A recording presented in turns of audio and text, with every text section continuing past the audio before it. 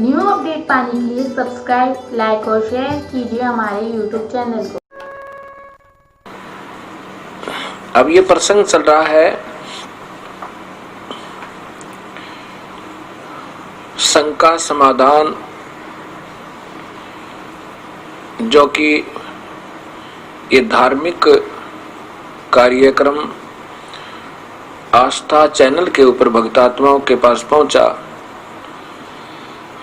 एक भिन्न ज्ञान होने से ढेर सारी शंकाओं का होना स्वाभाविक है। भक्तात्माओं के बहुत ही प्यार भरे विनम्र भाव से शंका निवारण के लिए प्रसन्न आते हैं। एक भक्त ने पूछा कि आपने बताया कि जैसे भगवान श्री कृष्ण विष्णु अवतार हैं और उन्होंने राजा मोरध्वज के पुत्र ताम्रध्वज को उस ताम्रध्वज के पिताजी और माताजी से ही आरे से 2 भाग करवा के और जीवित कर दिया। बाद में वो बिल्कुल मृत हो गया था। और आप ही ने बताया कि जैसे सुदामा ने भगवान श्री कृष्ण के निमित्त कुछ चावल लेके गए थे, वो भेंट किए थे और भगवान श्री कृष्ण ने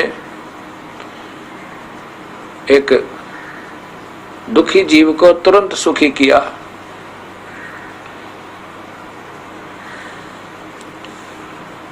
तो फिर कबीर साहब ने ऐसा न्यारा कौन सा कार्य कर दिया जिससे कि हम इनको श्री कृष्ण से भी सर्वशक्तिमान मान सके।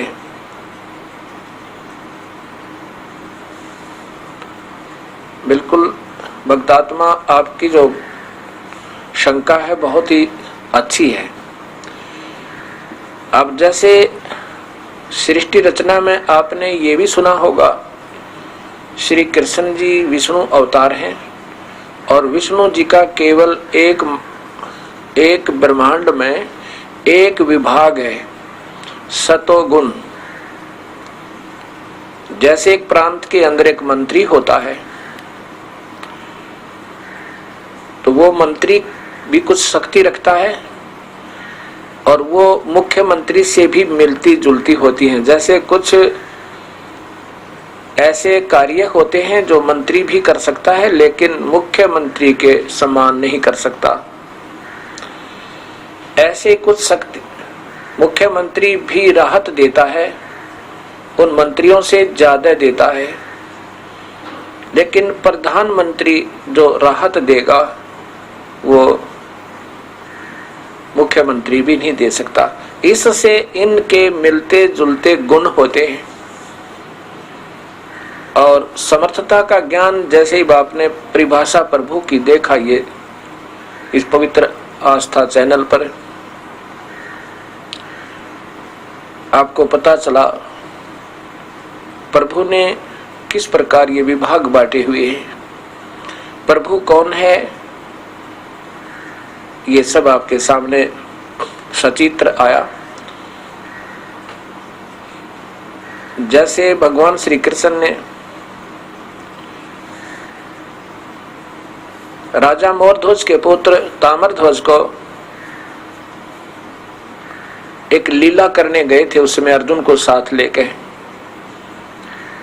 और आरे से चरवा के और फिर जीवित कर दिया। इतनी पावर इन भगवानों में है, इसमें कोई शक नहीं। उन्होंने जीवित कर दिया। क्यों कर दिया? क्योंकि ताम्रध्वज की आयु बकाया थी। ये भगवान श्वास नहीं बढ़ा सकते।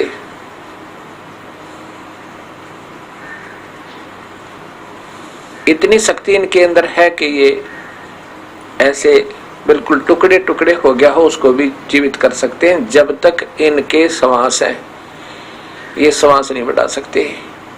और कबीर परमेश्वर श्वास भी बढ़ा सकता। श्वास मीन आयु बढ़ा सकता है, उनका जीवन बढ़ा सकता है। ये जीवन नहीं बढ़ा सकते। जैसे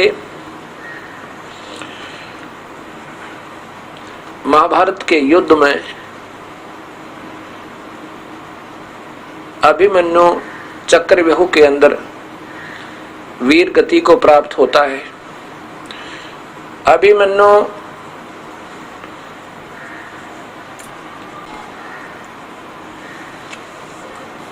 अभिमन्यु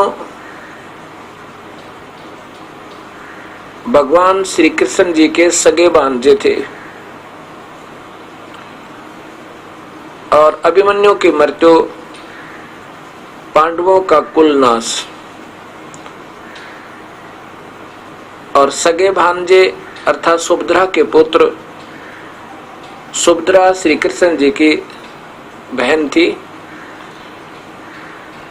अभिमन्यु की मृत्यु भगवान श्री कृष्ण के सामने हो गई, वो नहीं जीवित कर पाए क्योंकि अभिमन्यु का प्रारब्ध इतना ही था, ऐसा ही था। इसलिए भगवान श्री कृष्ण की आयु नहीं बढ़ा सके। और फिर जैसा कि आपने परिभाषा प्रभु की में सुना था, दुर्वासा जी ने श्राप दे दिया था।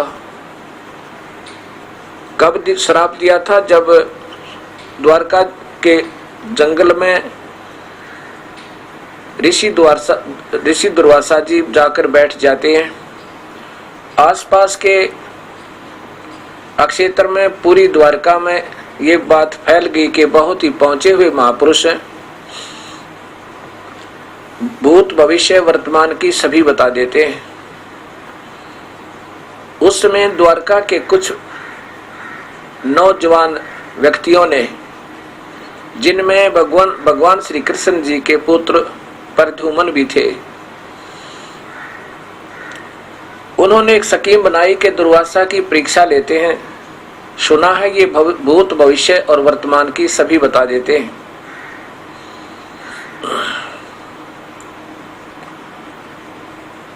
उन्होंने क्या किया? भगवान श्री कृष्ण के पुत्र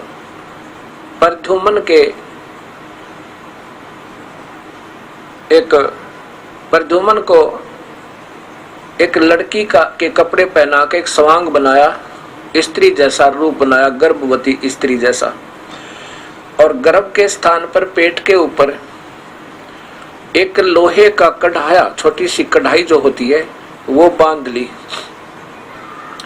उसके ऊपर छोटे छोटे गुदड़ यानी लोगड़ वगैरह लगा कर रुई, और ऊपर से कपड़ा बांध के और ऊपर से औरतों वाले कपड़े पहना दिए।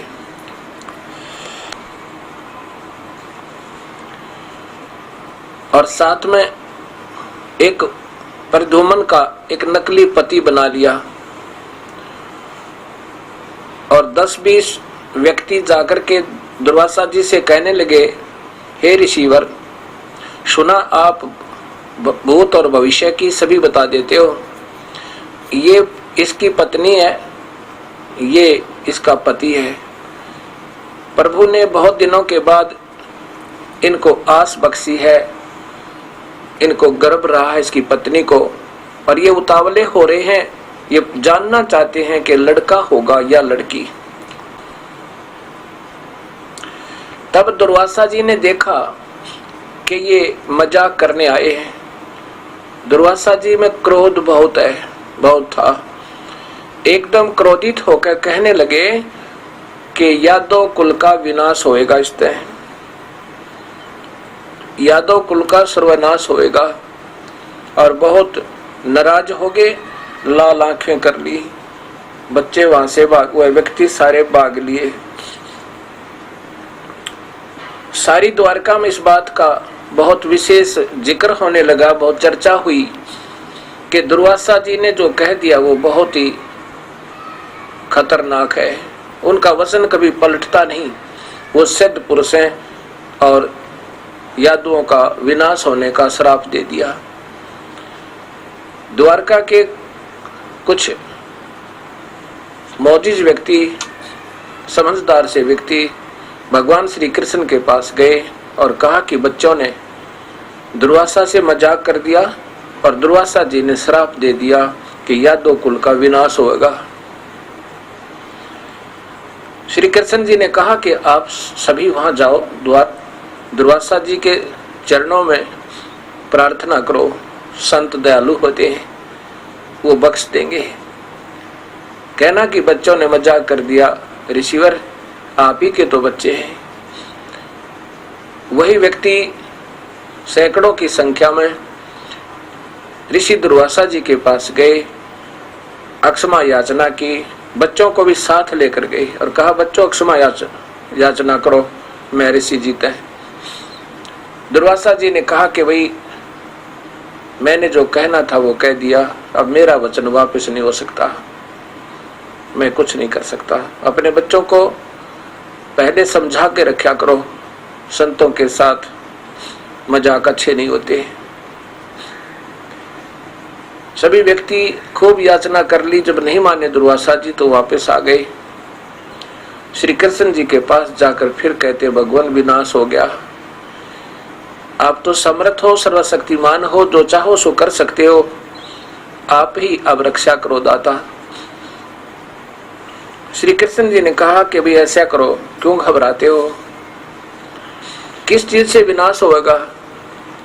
इसी से ना जो कड़ाहा पेट पर बांध रखा था, जो गर्भ बना रखा था नकली। सब कहने लगे हाँ जी ऐसा करो, जो कपड़े पहन रखे थे, बांध रखे थे उसके ऊपर का रुई लोगड़ वगैरह, उनको जला दो और लोहे के कढ़ाई को घिसा घिसा के चूरा बना के और जमुना में बहा दो, ना रहेगा बांस ना बजेगी बांसुरी। बड़े प्रसन्न हुए, सभी बड़े प्रसन्न हुए। अब बहुत अच्छा तरीका बताया।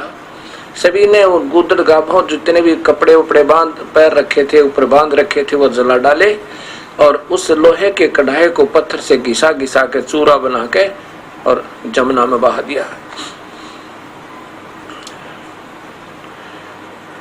उस कढ़ाई का एक कड़ा, साइड में दो कड़े होते हैं उनको पकड़ने के लिए, एक कड़ा नहीं घिस पाया।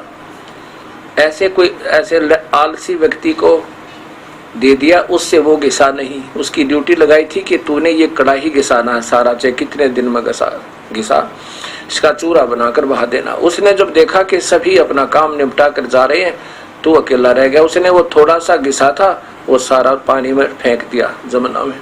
किसने देखा, कौन देखेगा इसको? अब वो कड़ा जो था घिसने से चमकीला हो गया था, लोहे का कड़ा,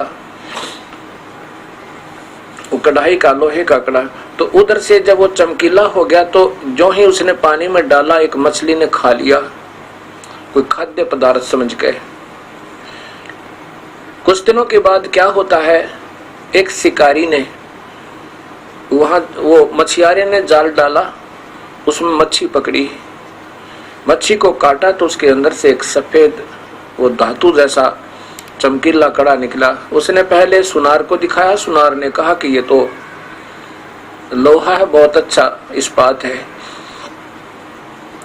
लोहार के पास लेके गया, उसे कहा कि इसका तो क्या बना सकता है? लोहार ने कहा कि जो इसका बन सकता है वो बना दूंगा। शिकारी भी था वो जो मछियारा था, उसने कहा कि मेरा एक तीर है, उस तीर के आगे का एरो बना दे और नोकीला हिस्सा और जहर में बुझा कर बनाना। उसने कहा, लोहार ने, बहुत अच्छा, ऐसा ही कर दिया। कुछ दिनों के बाद क्या होता है,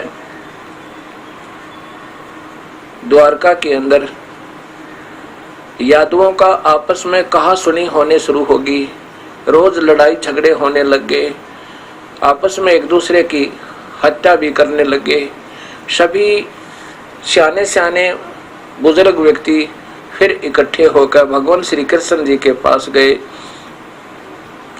उनसे कहा, भगवान न जाने नगरी का कौन सा पाप उदय हो गया, किसी ने किसी का बोल नहीं सवा रहा है, जरा सा बोलते ही आपस में लड़ने और मरने को तैयार हो जाते हैं, कुछ समाधान बताओ दाता। श्री कृष्ण जी ने कहा कि भी तुम्हारे ऊपर दुर्वासा जी का दिया हुआ श्राप प्रभावी हो गया।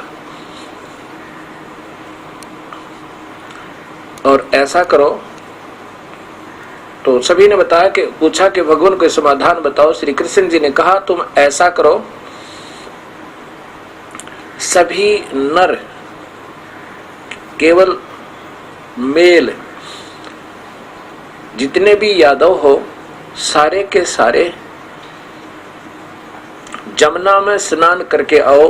प्रभास क्षेत्र में जहां पर वो कढ़ा घिसा के चूरा बना के जमुना में डाला था, उस चूरे के घास उग गया, उस चूरे से घास उग गया और उस घास के इतने तीखे पत्ते हो गए जैसे आपने कुसा देखी हो, कुसा डाब।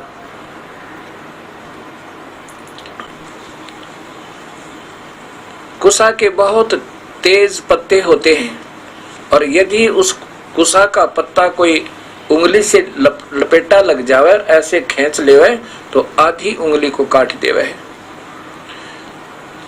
वो ऐसे जैसे ईख शुगर कैन होता है, इस तरह के पत्ते, चौड़े चौड़े पत्ते का वो घास उग गया उस कढ़ाई के चूरे तय, लोहे के चूर्ण तय। अब यहाँ अब वैज्ञानिक व्यक्ति इस बात को नहीं मान सकते, परमात्मा की यही लीलाएं होती हैं। प्रभु उसी को कहते हैं जो ना चाहे क्या कर दे, जो चाहे सो कर दे। और ऐसी सिद्धियां होती हैं। तो ऐसा वो घास उग गया। सभी यादव स्नान करने के लिए उस क्षेत्र में पहुंच गए जहां पर वो चूरा डाला था कढ़ाई का। सब बच्चों को भी ले गए, नवजात शिशुओं को भी ले गए साथ के, कहीं किसी पर श्राप ना रह जा, किसी पर ये साप ना रह जा। अपने बच्चों को, छोटे छोटे बच्चों को, मतलब नर को सब ले गए। वहां जाकर के आपस में फिर कहा सुनी शुरू होगी, छोटी छोटी बातें, गाली गलोच, क्योंकि पहले से उनका मन मुटाव चल ही रहा था। वहां फिर मुक्का मुक्का एक दूसरे को मारने लगे।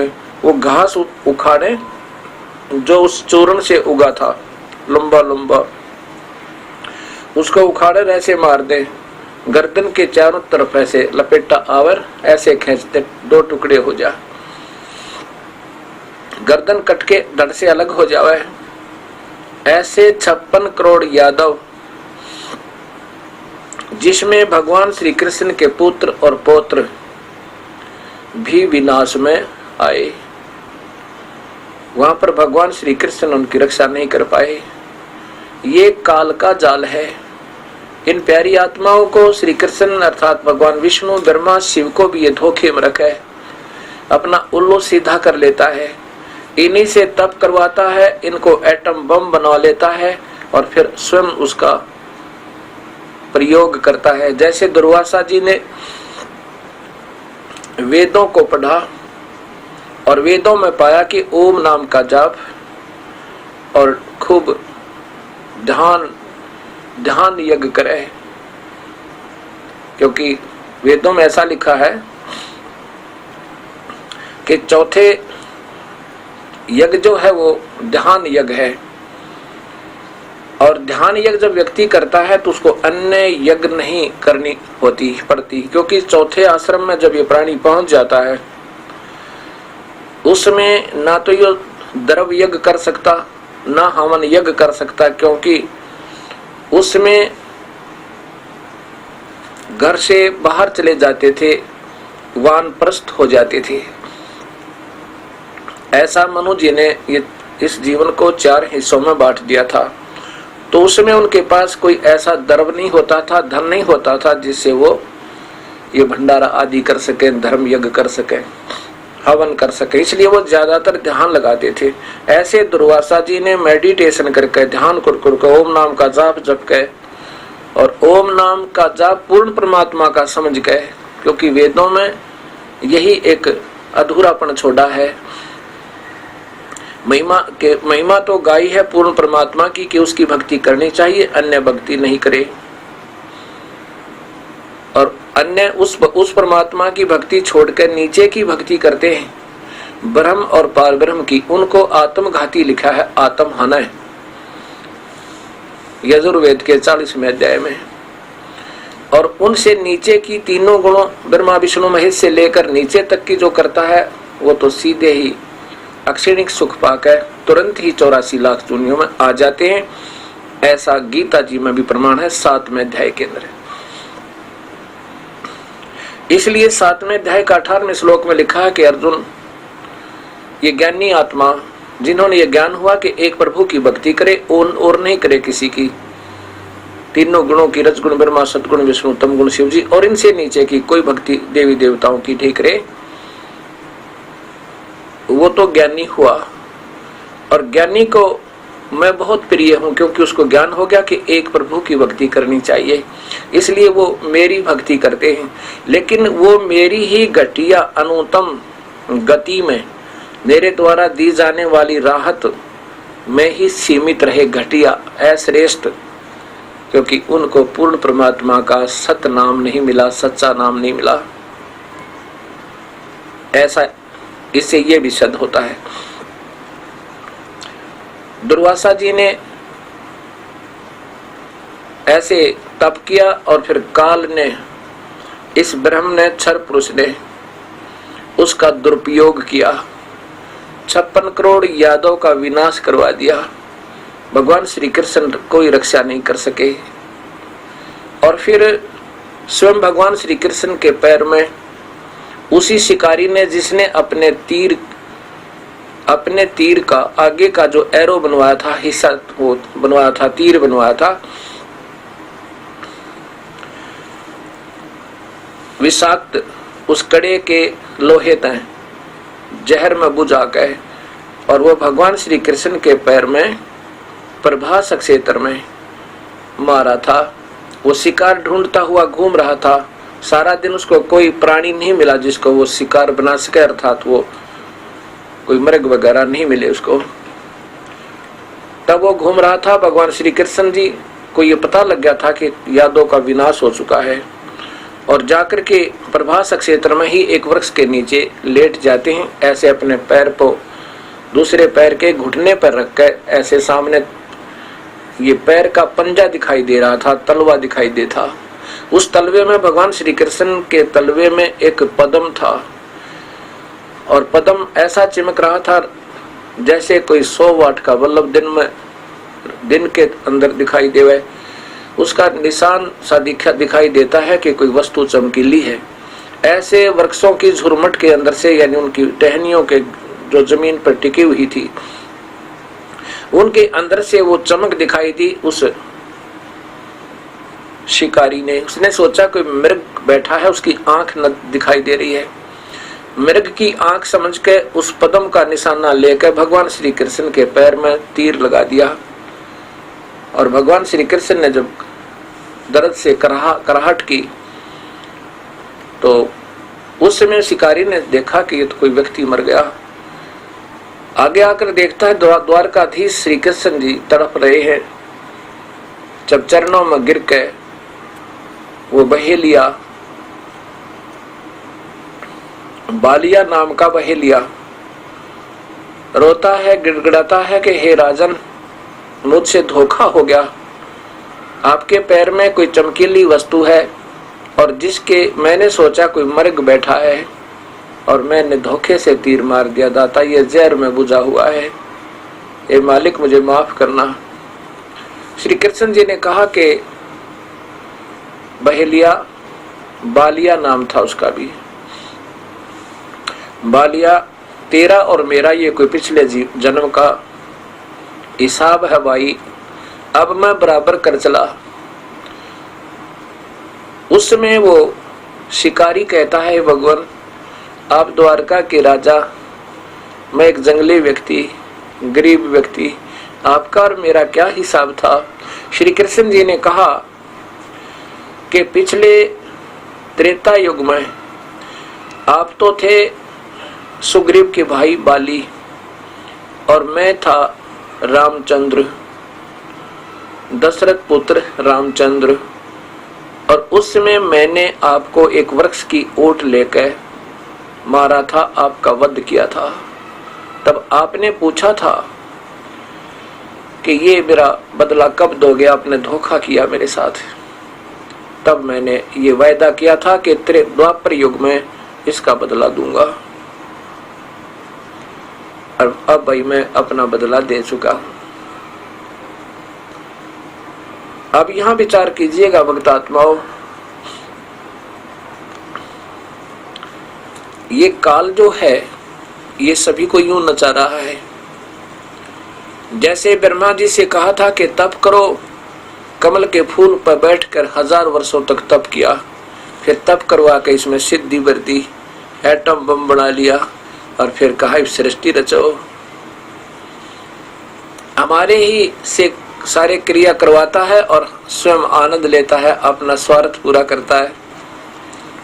हम बच्चे उत्पन्न करते हैं, इनकी परवरिश में सारा जीवन लगाते हैं, और ये बैठकर खा जाता है। इस काल का ऐसा जाल है जैसे कसाई बकरे पालता है। वो क्या करता है, उन बकरों के लिए नर और मादा दोनों प्रकार के उसमें वो बकरे और बकरियां छोड़ देता है। एक लंबा चौड़ा स्थान बनाकर उसमें पानी भी रख देता है, पानी भी का जो तालाब बना देता है छोटा सा, और उनको चारा चराता है। जब वो कसाई उन पशुओं के, उन बकरे और बकरियों के उस स्थान पर जाता है जहां उनको बंद किया होता है, और उनको चारा चराता है, उनको पानी पिलाता है, धूप से छाया में खड़े करता है, तो वो सोचते हैं कि हमारा मालिक बहुत दयालु है, हमारे को कितनी सुविधा दे रखी है। जब वो कसाई देखता है बकरे को ऐसे देखकर, ऐसे देखता है, तो वो बकरे उससे प्यार करते हैं, ऐसे जीभ से चाटते हैं उसको, ये सोचकर कितना कृपालु हमारा मालिक है, हमारे लिए चारा डाल रखा, हमारे लिए सारी छाया बना रखी, हमारे लिए जल बना रखा, जल का व्यवस्था कर रखी। और वो कसाई देख रहा होता है ये कितने किलो का हो गया, कितना मांस हो गया, कितने किलो वजन हो गया होगा, और कितने रुपए का ये बिकेगा। और वो भोली आत्मा उसको प्यार करती है अपना मालिक जान के। ऐसे ये काल हमें दिखाई देता है कि भगवान है। प्रथम रूप तो इसका भगवान जैसा है, लेकिन परम रूप इसका काल है। अभी आपको विष्णु पुराण दिखाता हूं। अब आपको विष्णु महापुराण दिखाता हूं, गीता प्रेस गोरखपुर से प्रकाशित। अब इन लेखकों को पूर्ण ज्ञान न होने के कारण इन्होंने इसी ब्रह्म को परब्रह्म, इसी को पूर्ण ब्रह्म, इसी को शिव, इसी को सब कुछ लिख दिया विष्णु।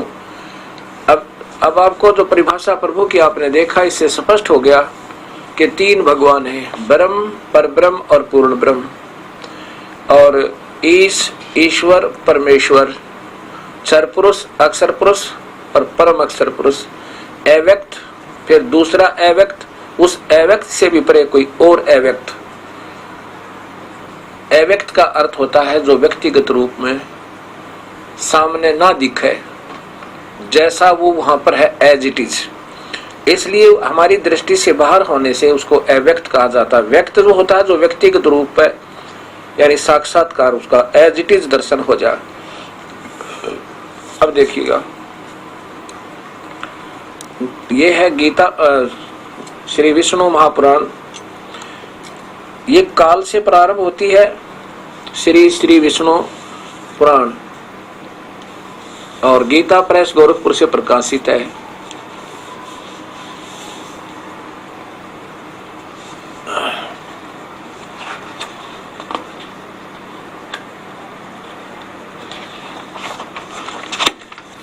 इनके लेखक हैं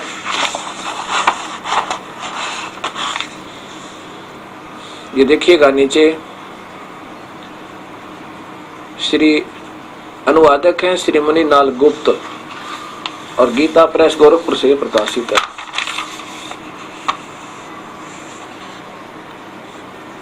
अब इसके 4 और 5 पृष्ठ पे ऊपर देखिएगा, प्रश्न नंबर ये 4 इधर, इसमें नीचे देखिएगा, यहाँ पर है, ये तो संस्कृत हिंदी है इसकी। यहाँ लिखा है कि परब्रह्म का प्रथम रूप पुरुष, पुरुष माने भगवान, अव्यक्त और व्यक्त, ये तो अपने हिसाब से लिख रही है, अव्यक्त और व्यक्त इसके अन्य रूप हैं तथा काल उसका परम रूप है। पहला तो भगवान जैसा दिखे, प्रभु जैसा, लेकिन उसका परम रूप काल है। ये परम रूप, वास्तविक रूप काल है, जो कहता अर्जुन ये मेरा परम रूप है। नीचे देखिए, भगवान विष्णु जो व्यक्त, वह तो परब्रह्म कह रहे थे, अब विष्णु, भगवान विष्णु जो व्यक्त अव्यक्त पुरुष काल रूप से स्थित है, इसे इनकी बालवत क्रीड़ा ही समझो। और यहां देखिएगा, हे द्विज, काल रूप भगवान अनादि हैं, इनका अंत नहीं है, इसलिए संसार की उत्पत्ति, स्थिति, प्रलय भी कभी नहीं रुकते। पुरुष के प्रकृति से पृथक हो जाने पर विष्णु भगवान का काल रूप परिवर्तित होता है। सीधा सा लिखा है, जब ये प्रकृति का अपनी पत्नी के साथ ब्रह्मलोक में रहता है, उससे अलग हो जाता है, तभी अपने वास्तविक रूप में हो जाता है। देख लो, हे मैत्रेय, प्रलय काल में प्रधान के सबब साम्यावस्था में स्थित हो जाने पर और पुरुष के प्रकृति से पृथक हो जाने पर विष्णु भगवान का काल रूप परिवर्तित होता है। नीचे देखो, ब्रह्मादि समस्त ईश्वरों के ईश्वर, ब्रह्मादि, ब्रह्मा विष्णु महेश के भी पिता हैं ये। विष्णु ही समष्टि, व्यष्टि, ब्रह्मादि जीव रूप तथा महत रूप से स्थित है। अब यहाँ देखना होगा भक्त समाज ने कि ये जितनी भी पुराण है पहले काल से प्रारंभ होती हैं, चाहे वो शिव पुराण है चाहे विष्णु पुराण है। और इसमें स्पष्ट लिखा है कि उस काल का प्रथम तो पुरुष रूप है और वास्तव उसका रूप काल है। जैसे गीता जी में लिखा है कि अर्जुन, ये जो मैंने आपको अपना परम रूप दिखाया, ये ना किसी वेदों में वर्णित विधि से और न ही किसी क्रिया से, न जप से, न तप से, कोई नहीं देख सकता तेरे सिवा, ना पहले देखा और ना ही कोई देख सकता।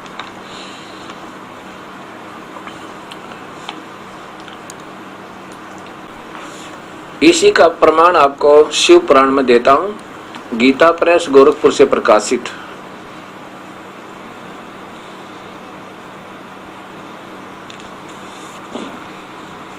इसमें देखिएगा, इनका जो श्री शिव पुराण, संक्षिप्त शिव पुराण, नीचे इनके लेखक हैं, संपादक हैं हनुमान प्रसाद पोदार, और ये गीता प्रेस गोरखपुर से प्रकाशित है। मुद्रक हैं गीता प्रेस गोरखपुर। इनके ये प्रश्न नंबर देखिएगा इधर 100 और 101 पर, यहां से प्रारंभ होता है। ये प्रकृति सर्वेश्वरी, ये तो माया का जिक्र है। प्रकृति देविका, त्रिदेवों की जननी, ब्रह्मा विष्णु महेश की उत्पन्न करने वाली, उनकी माता यही है जिनकी 8 भुजाएं हैं, उसी को प्रकृति कहते हैं। अब यहाँ बताया है कि वे जो सदाशिव हैं उन्हें परम पुरुष ईश्वर शिव, शंभु और महेश्वर कहते हैं। आगे देखिए, यहाँ पर उन्हीं का जिक्र आ रहा है। ये देखो, उन काल रूपी ब्रह्म ने एक ही समय में शक्ति के साथ शिवलोक नामक क्षेत्र का निर्माण किया। ये काल रूपी भगवान ने, काल रूपी ब्रह्म, ये ब्रह्म जो है ये काल है। अभी आपके सामने शिव पुराण बता रहा है, और मैं यही बताना चाह रहा, ये दास भी आपको, कि हमारे शास्त्रों में सब प्रमाण विद्यमान है। और एक बार तो सब भक्तात्मा जो प्रथम बार देखेंगी तो बहुत बुरा लगूंगा आपको, ऐसा लग रहा होगा कि ये तो बहुत संत नादान लगे, हर समय एक दूसरे की क्रिटिसाइज ही करता रहता है। कि नहीं, आपको क्रिटिसाइज नहीं लगेगी यदि आप इस परिभाषा प्रभु की ये शंका समाधान को भी देखते रहोगे। कुछ दिनों के बाद आप स्वयं महसूस करोगे कि हम गलत सोच रहे थे। मेरा कोई उद्देश्य नहीं किसी को बड़ा और छोटा बताने का, ना ही मेरी औकात है। मैं तो एक बहुत तुच्छ बुद्धि का जीव हूँ, आज भी हूँ। मैं तो सिर्फ आपके सामने शास्त्र दिखा रहा हूँ, और एज ए टेप रिकॉर्डर इनको कुछ पढ़ रखा है, कुछ याद कर रखा है, कुछ आपको दिखा रहा हूँ एज इट इज। मेरा तो इतना ही कार्य है। और हो सकता है कोई दास ने कोई टिप्पणी ऐसी कर दी हो, क्योंकि मैं भी दुखी था, तलाश थी प्रभु की। और इन संतों के जो पढ़ते थे, इनके अपने बनाए हुए वेद और गीता को छोड़कर गीता का सरलार्थ भी ढंग से नहीं कर पाए थे, और ना ही वेदों को ढंग से सरलार्थ हो पाया। इसलिए वहां तक तो हम बहुत देर में जाते। पहले तो ये सोचा करते थे कि इन महात्माओं ने, संतों ने, जिन्होंने अपने अपने अनुभव बनाए हैं, उनसे कुछ ले लें, क्योंकि हमारा इतनी हिम्मत नहीं इतने बड़े वेदों को और गीता जी को हम उनका सरलार्थ समझ सकें, उनका भावार्थ समझ सकें। जिस भी संत की लेखनी सब लेख देखा करते थे, वो ना जाने कहां से शुरू करते थे और कहां छोड़ देते थे, कोई उसका सिर और पैर नहीं मिलता था। अब जब इस दास के ऊपर कृपा हुई मेरे परम पूज्य भगवान तुल्य मेरे गुरुदेव की, अब याद करता हूं उस दिन को ही। परमेश्वर वो शुभ दिन कैसे आया, कैसे रजा करी दाता आपने। ये मेरे परम पूज्य गुरुदेव जी, उस समय ये दास जूनियर इंजीनियर की नौकरी करता था, और लगभग 5 वर्ष हो गए थे उपदेश लिए ने। तब इन्होंने कृपा बख्श दी, कहा कि नाम दिया करो। इस परमेश्वर तुल्य संत ने इस दास के ऊपर कृपा की। मेरे पूज्य गुरुदेव जी का नाम है स्वामी रामदेवानंद जी महाराज। इस दास को आदेश दिया कि आप उपदेश दिया करो, और कहा था कि मैं तेरे साथ रहूंगा, दूर नहीं जाऊंगा, हरदम तेरे सिर पे रहूंगा। उस दिन के बाद ये दिन याद रहता है, प्रभु कैसे रजा करी। उस समय इस गुरुदेव जी की आयु लगभग 113 वर्ष की थी। अपने जीवन का सारा ही सारे जीवन का इस दास के ऊपर उलेट दिया। कहते हैं गुरु मेहर करे तो कागा से हंस बना दे। हम तो कव्वे थे, कोई भला बुरा नहीं देखा करते थे, हमें हंस बना दिया। और आज उन्हीं के आशीर्वाद का यह प्रमाण है कि सब भक्तात्माओं के सामने ये प्रभु की सत्य कथा आ रही है।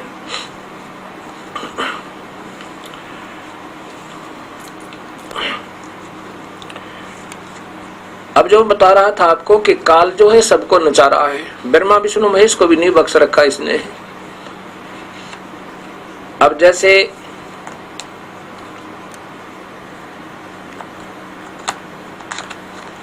आपने पढ़ा था, श्री हंसराज, श्री परम आदरणीय योगी राज परम संत हंस जी महाराज के अमृत के कलश में उन्होंने लिखा है कि अर्जुन ने भगवान श्री कृष्ण के आदेश अनुसार कार्य किया और वो निर्लेप हो गए। युद्ध भी किया, भजन भी किया, फिर उनको कोई कर्म नहीं लगा, वो निर्लेप हुए।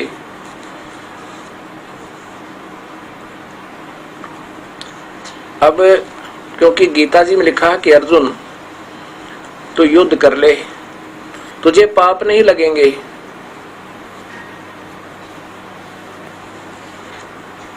ये सर्वविदित है। अर्जुन ने भगवान आदेश पर युद्ध किया और भगवान के निर्देशन में ही रहे वो सारे युद्ध में। युद्ध के बाद जब पांडव विजयी हुए और कौरवों की पराजय होगी, उसमें युधिष्ठिर जी को राजगद्दी दे दी भगवान श्री कृष्ण ने और स्वयं द्वारका चले गए। कुछ दिनों के बाद युधिष्ठिर जी को बहुत बुरे बुरे स्वप्न आने लगे, जैसे कटे हुए शीश के व्यक्ति धड़ जैसे उनके घर में घुस रहे हो, हजारों बहनें विलाप कर रही हो और कह रही थी जैसे कि हे राक्षस राजा, हमारे पतियों के खून पी करके आज तू आनंद मना रहा है। अनाथ बच्चे बिलख रहे हैं, रो रहे हैं, बहन चूड़ियां फोड़ रही हैं अपने सुहाग उजड़ जाने पर। इस भयंकर दृश्य को देख के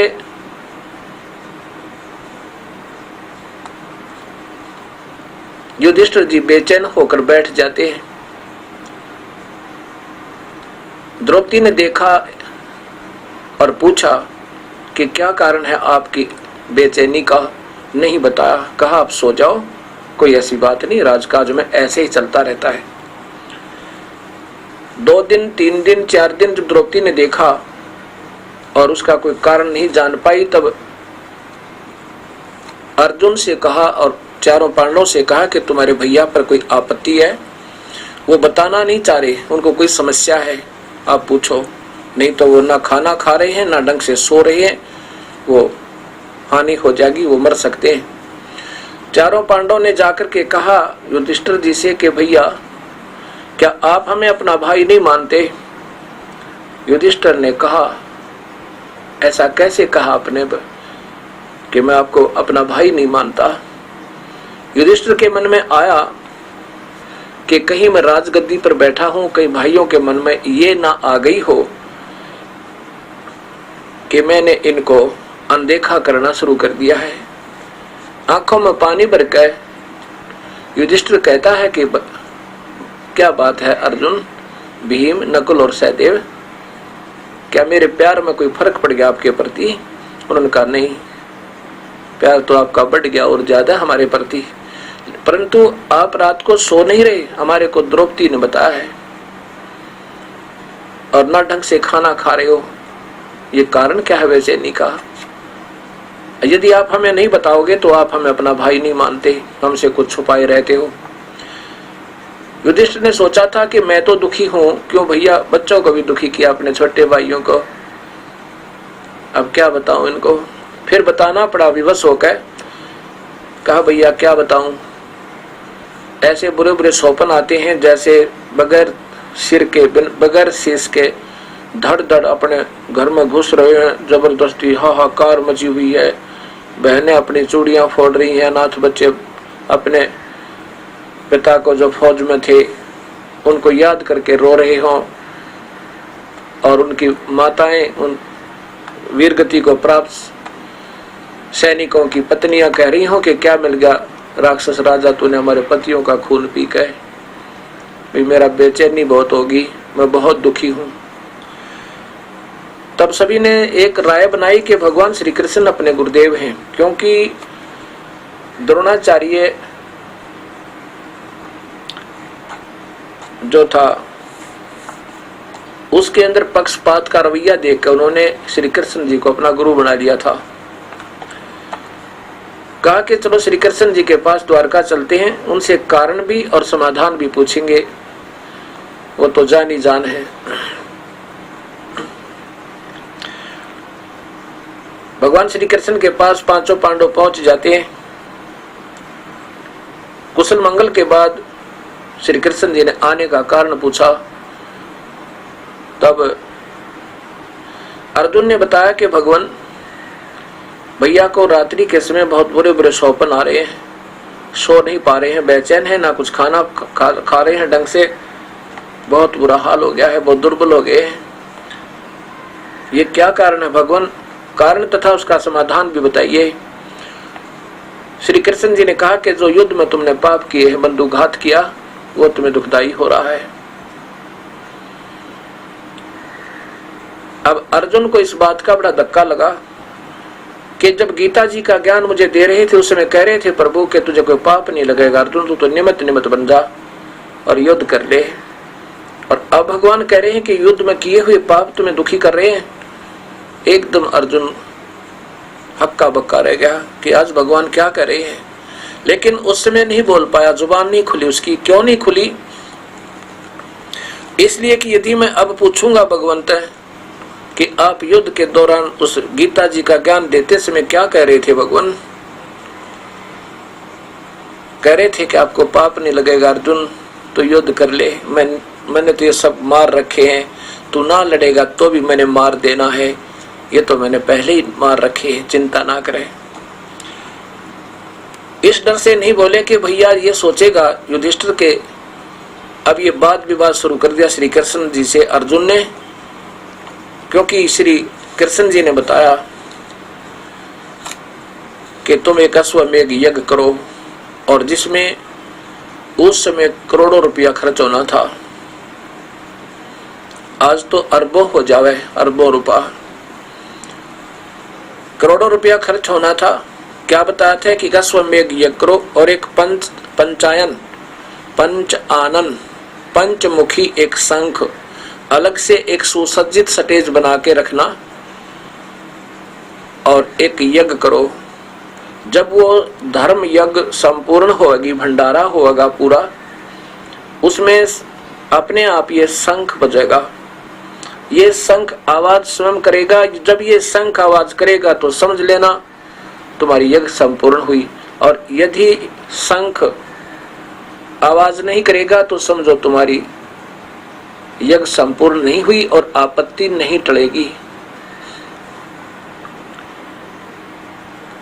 अब इस बात को देखकर कि उसमें करोड़ों रुपया खर्च होना था, अर्जुन ने अपनी जुबान को लॉक लगा दिया, ताला लगा लिया कि यदि अब भगवान को टोकूंगा, कहूंगा कि भगवान आप क्या कह रहे थे गीता जी में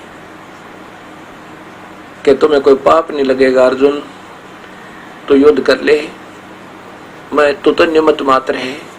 और अब मैं कह दूंगा कि आप अपनी जुबान को संभालो, भगवान उस दिन क्या कहा था, मैं युद्ध करने से मना करूं था। अर्जुन ने कह दिया था कि भगवान हम भिक्षा मांग करके अपना गुजारा कर लेंगे, युद्ध नहीं करूंगा। मैं चाहता हूं कि ये दुर्योधन मुझे निहत्थे को मार डाले और मेरी मृत्यु, ये महाभारत का अनर्थ बच जाना। और उस समय भगवान आपने मुझे लड़ाया कह करके कि तू क्षत्रिय है, क्षत्रिय का धर्म नहीं है, युद्ध के मैदान से दूर हो जा, उल्टा हट जावे। तो अब अगर मैंने टोक दिया तो युधिष्ठिर को इस बात की ठेस पहुंचेगी और ये यज्ञ नहीं करवाएगा, ये मर सकता है, फिर पैसा नहीं लगाएगा, मेरे भाई का दुख निवारण नहीं होगा यदि मैं अब भगवान से वाद विवाद करूंगा। तय ये सोचकर करबद्ध होकर कहा कि भगवान जो कहोगे वैसे ही करेंगे, आप हमारे साथ रहना। श्री कृष्ण जी ने कहा कि मैं वहीं आऊंगा, क्योंकि गुरु थे उनके, और कहते गुरु बिन हवन यज्ञ नहीं की जाए, गुरु बिन होम यज्ञ नहीं की जाए, गुरु की आज्ञा माहे रही जाए। श्री कृष्ण जी वहां पर उपस्थित हुए और उसमें यज्ञ की तैयारी हुई। उसमें एक शंख रख दिया अलग से सुसज्जित स्टेज का ऊपर, और उसमें 33 करोड़ देवता, 88,000 ऋषि, 9 नाथ 84 सिद्ध, ये दुर्वासा जैसी, वशिष्ठ मुनि जैसी तोब, ये महापुरुष भी विराजमान थे। 9 नाथ गोरखनाथ जैसे महापुरुष भी विराजमान थे। और स्वयं भगवान श्री कृष्ण और ब्रह्मा विष्णु महेश भी तीनों अपना रूप बदल कर वहां पर आए हुए थे। 33 करोड़ देवता, 88,000 ऋषि। भंडारा प्रारंभ हुआ, सबने भोजन पा लिया, शंख नहीं बजा। उसमें युधिष्ठिर ने भगवान श्री कृष्ण जी से कहा कि हे भगवान, हम बहुत पापी प्राणी हैं, हमारा यज्ञ पूर्ण नहीं हो सकता, हमने तो जुल्म कर रखा है। मुझे याद आ रही है वो युद्ध के दृश्य दिखाई दे रहे हैं, हाहाकार मची हुई थी, खून की नदी बहगी थी। दाता, हमारे ये संकट नहीं टल सकते। भगवान श्री कृष्ण ने कहा कि जिससे ये संकट टल सकते हैं, जिससे ये यज्ञ संपूर्ण हो सकती है, वो महापुरुष अभी तक आए नहीं है।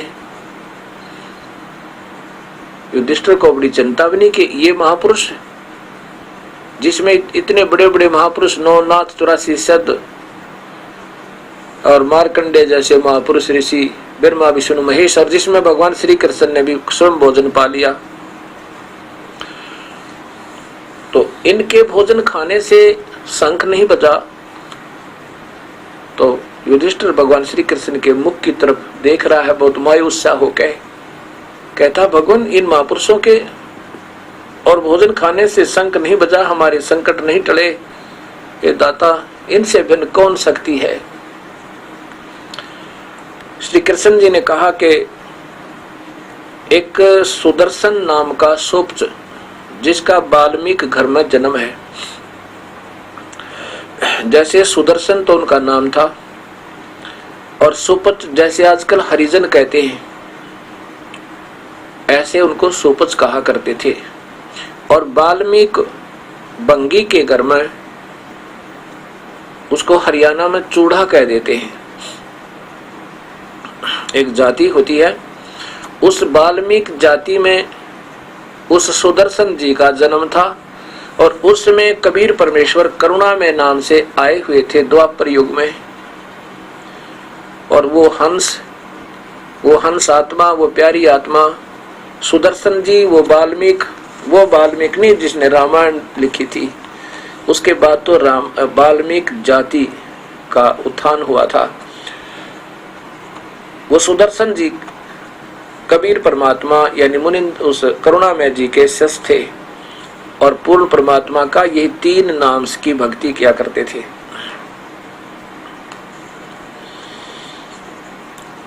वो उनका शिष्य था। भगवान श्री कृष्ण ने मालूम था ये कभी झूठ नहीं बोला करते, ये सच बताते हैं, और बाकी ये काल के अधीन है, वो क्रियाएं काल फिर अपने हिसाब से करवाता रहता है।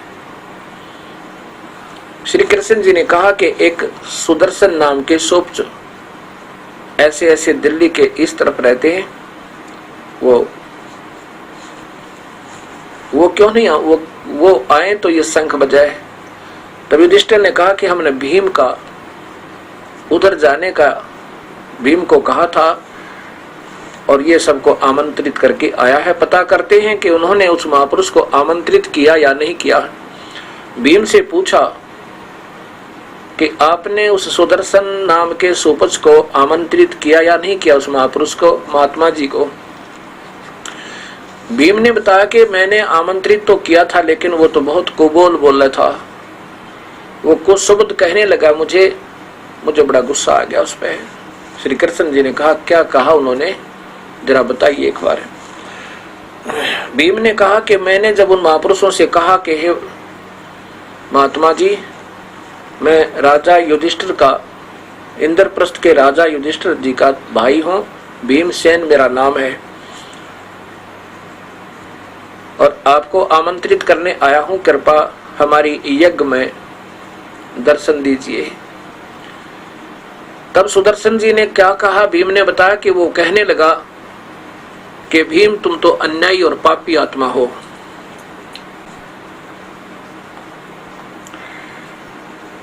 तुमने तो इतना जुल्म किया हुआ है, महाभारत के अंदर करोड़ों बहनों को विधवा किया, करोड़ों बच्चों को अनाथ कर दिया। उन बहनों की आंसू नहीं सूखी है अभी तक अपने पतियों की याद में।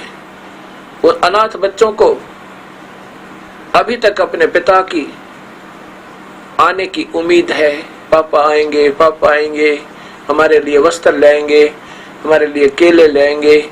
उन बच्चों की ये मासूम बातें सुनकर वो उनकी माएं बार बार रो रही हैं, टक्कर मार रही हैं, और तुम मौज मार रहे हो, तुम्हारे पाप के अन्न को जो खाएगा सीधा नरक जाएगा। और यदि मुझे बुलाना है, सुदर्शन जी कहते हैं, तो 100 अश्वमेघ यज्ञ जो तू आज कर रहे हो तुम, ऐसी ऐसी अगर यदि तुमने 100 अश्वमेघ यज्ञ कर रखी हो, उनका पुण्य मुझे दे दे, संकल्प कर दे, तब तुम्हारे यहाँ जाकर के मैं आहार करूं, अन्यथा नहीं करूं। तुम तो पाप आत्मा हो, तुम्हारे लिए तो नरक भी अलग बनाएगा भगवान धर्मराज। तो श्री कृष्ण बोले आपने क्या कहा, फिर उनके प्रति उत्तर में वो भी बताना जरा। भीम जी ने कहा कि मैंने आपका डर लगा नहीं तो उसको कूट देता। मैंने उसको कहा कि आना है, तेरी इच्छा ना आना तो मत आना। श्री कृष्ण जी ने कहा कि नादान संतों को ऐसे नहीं बोला करते, आपने मुझे बताना था कि इसका समाधान करते कुछ। ऐसा जो तूने कहा है तो भी तू पाप का भागी हो गया। संतों की बातों को सुनकर और अपना श्रद्धा से आ जाना चाहिए। आपको स्वीकार्य है तो ठीक है, नहीं तो वाद विवाद नहीं करना चाहिए। श्री कृष्ण जी ने कहा कि चलो मेरे साथ, आज तुम्हारा काम उन्हीं उसी महापुरुष से पूर्ण होगा, अन्यथा इस पृथ्वी पर कोई है नहीं जो इस तुम्हारे इस कार्य को पूरा कर दे। अब कहते हैं ना, मरता क्या नहीं करता। पांचों पांडव, छठे कृष्ण भगवान और लेकर रथ पहुंच गए। 1 किलोमीटर की दूरी पर रथ रोक दिया। भगवान श्री कृष्ण ने कहा कि सब जूते उतार के रथ में रख दो और नंगे पैर चलो उस महापुरुष के पास। उस दिन क्या लीला होती है कि कबीर परमेश्वर करुणा में नाम से आए हुए थे। उन्होंने क्या किया, अपनी गुप्त प्रेरणा से सुदर्शन जी को कहीं और भेज दिया 15-20 दिन के लिए। ऐसा मन में आया कि चलो आज इधर घूम के आते हैं, कहीं दूर चले गए रिश्तेदारी में। और उधर से कबीर परमेश्वर करुणामय जी उस अपने प्यारे हंस आत्मा का रूप बनाकर उसी कुटिया में झोपड़ी में विराजमान हो गए। श्री कृष्ण जी और पांचों पांडव जब वहां पर पहुंचे, श्री कृष्ण जी ने दंडवत प्रणाम किया कबीर परमेश्वर को, जो सुपत रूप में, सुदर्शन रूप में अपने कुटिया में विराजमान थे झोपड़ी में। पांचों पांडव ने भी किया। जब श्री कृष्ण जी ने दंडवत किया तो पांचों पांडव ने भी दंडवत किया।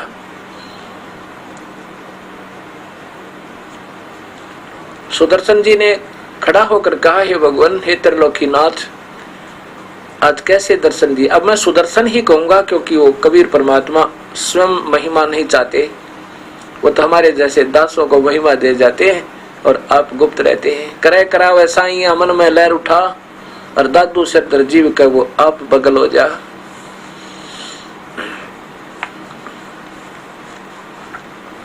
कहा कि हे त्रिलोकीनाथ, कैसे दर्शन दिया आज गरीब झोपड़ी पे। ओहो, इस दास को दंडवत कर रहे हो, मुझे क्यों पाप का भागी बनाते हो। आप त्रिलोकीनाथ, विशंबर नाथ, आप वास्तव में महान हो। श्री कृष्ण जी ने कहा कि रिसीवर, हे परमेश्वर, क्योंकि वो मालिक कबीर परमेश्वर के पास भी वो शक्ति है कि ये बुद्धि खोल देता है। ऐसे ही जब तक काल की रेंज में होते हैं तो गीता में लिखा है कि सब व्यक्तियों की बुद्धि ज्ञान मेरे हाथ में है, जब चाहे इनमें ज्ञान भर दूं, जब चाहे इनमें अज्ञान अंधेरा भर दूं। तब कबीर साहब ने उनका ज्ञान खोल दिया और सामने देखे वो परमेश्वर तुल दिखाई दिए। तब श्री कृष्ण भगवान ने कहा था, हे सृजनहार, आप एक बार राजा युधिष्ठिर के यज्ञ में दया करो, पग फेरा करो, वहां आपको सभी आमंत्रित करने आए हैं। सुदर्शन जी ने कहा कि मैंने इस भीम को, क्योंकि वो सबसे मोटा तगड़ा अलग दिखाई दे रहा है, मैंने इस भक्त जी से कहा था वो मेरी शर्त पूरी कर दे। तो क्या कहा था कि 100 अश्वमेघ यज्ञ का फल मुझे दो तो मैं तुम्हारे साथ चलूं, नहीं तो नहीं। श्री कृष्ण जी ने कहा कि हे परमेश्वर, आप तो चारों युग में आते हो, आप तो चारों युग में आते हो,